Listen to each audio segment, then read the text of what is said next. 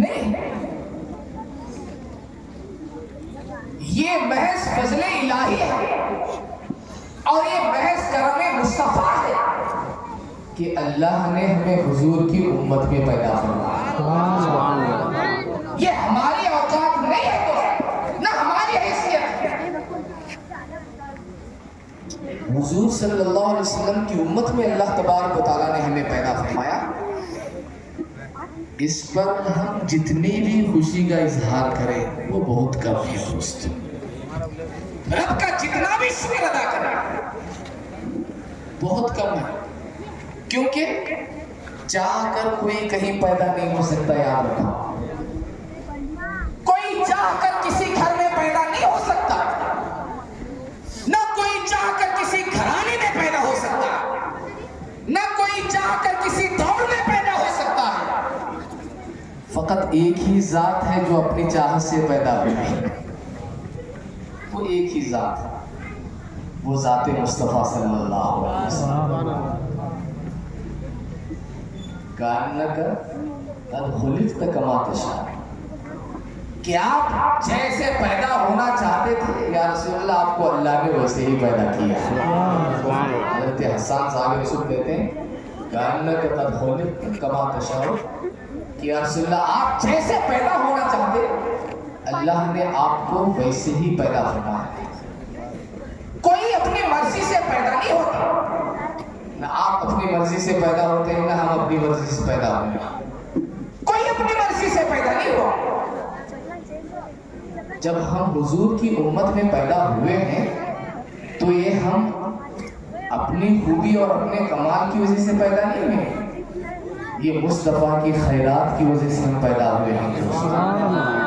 یہ حضور کی خیرات ہے ہماری، یہ حضور کا صدقہ ہے ہمارے لیے کہ حضور نے ہمیں اپنے غلاموں میں پسند فرمایا، کیونکہ اللہ نے حضور کی امت میں انہیں کو رکھا جنہیں حضور نے پسند فرمایا، جنہیں اللہ کے حبیب صلی اللہ علیہ وسلم نے چاہا۔ حضور نے جنہیں چاہا وہ پیدا ہوئے ہیں دوست۔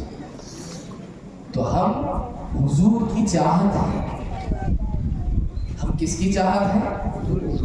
ہم حضور صلی اللہ علیہ وسلم کی چاہت ہیں، حضور کی چاہت ہے۔ اسی واسطے تو اللہ کے حبیب صلی اللہ علیہ وسلم نے صرف صحابہ کے دور کے واسطے دعا نہیں کی،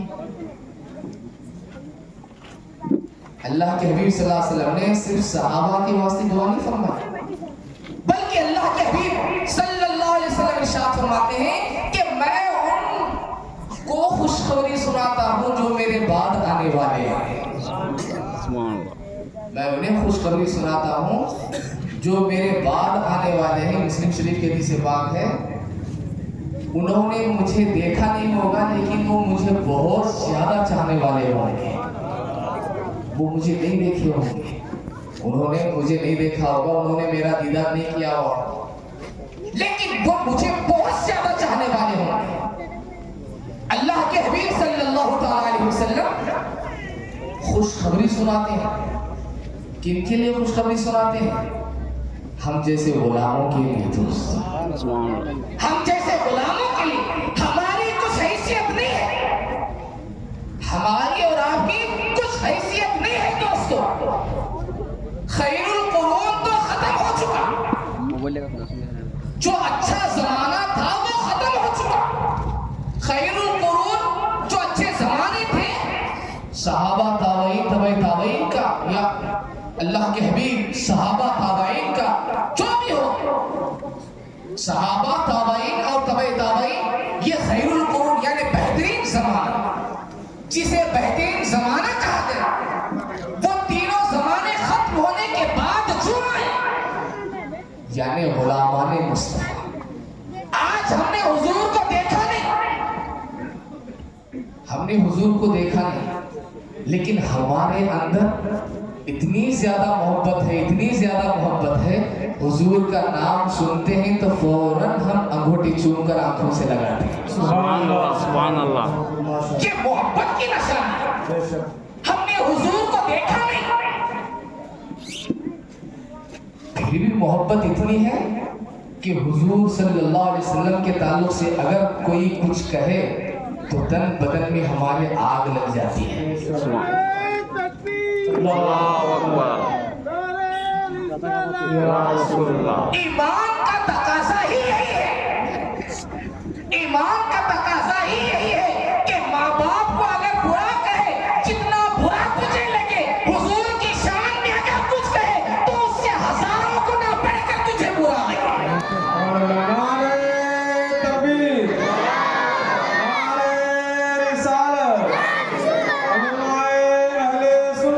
اگر تیری حالت یہ ہے تو تو سمجھ تیرے اندر ایمان سلامت ہے.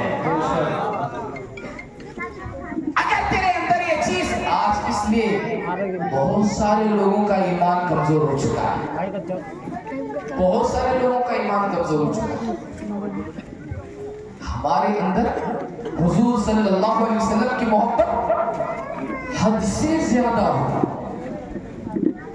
حد سے زیادہ، ماں باپ سے زیادہ حضور کی محبت ہمارے اندر ہو، اولاد سے زیادہ حضور کی محبت ہمارے اندر ہو. اولاد کی محبت انسان کے اندر کتنی زیادہ ہوتی ہے.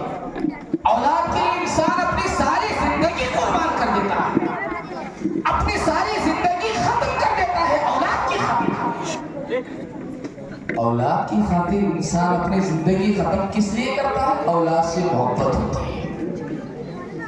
اولاد سے محبت ہوتی ہے.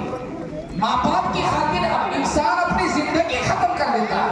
کیوں؟ اس لیے کہ ماں باپ سے انسان کو محبت ہوتی ہے.